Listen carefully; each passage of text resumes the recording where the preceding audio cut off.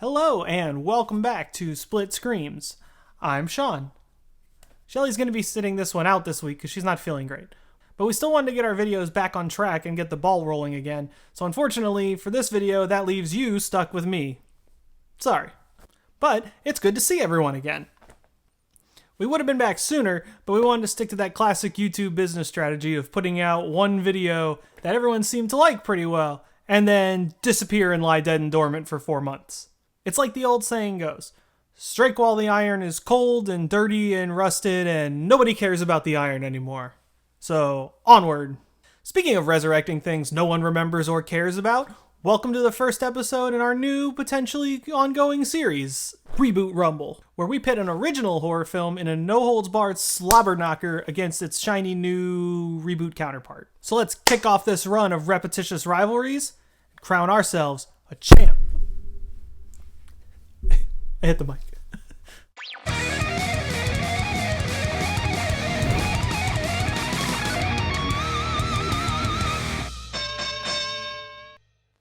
Before we get started, I have some real quick ass-covering business to take care of. Both of these movies take place in small mining towns that have long extended scenes that take place in mines and feature those people that work in those mines. Those people are called miners.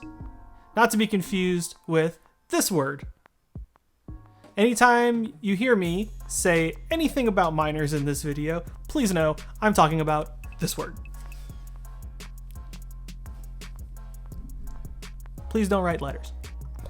The inspiration for 1981's My Bloody Valentine can pretty much be summed up in one sentence.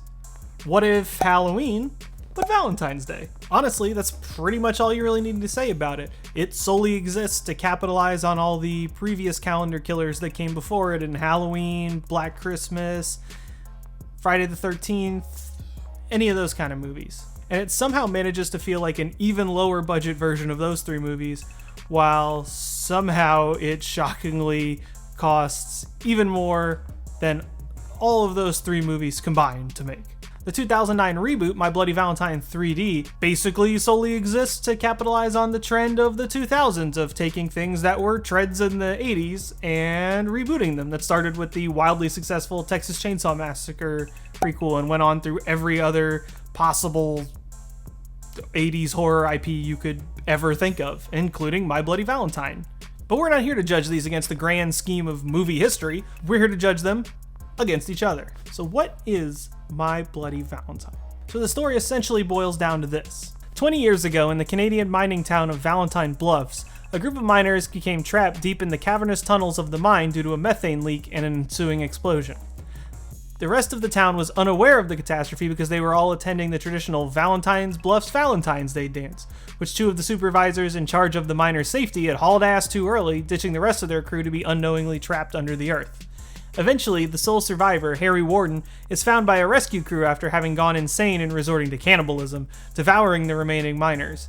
After a year in a sanitarium, he returns to Valentine's Bluffs the next Valentine's Day to kill his former supervisors with his pickaxe, cutting out their hearts and leaving them in a Valentine's candy box as a threat to the rest of the town to never hold their annual Valentine's Day dance again. In the present, the ambiguously aged and super Canadian townsfolk of Valentine's Bluffs are excited to celebrate their first Valentine's dance in 20 years. Think you can see where this is going, huh? Yeah? Do ya? Sorry.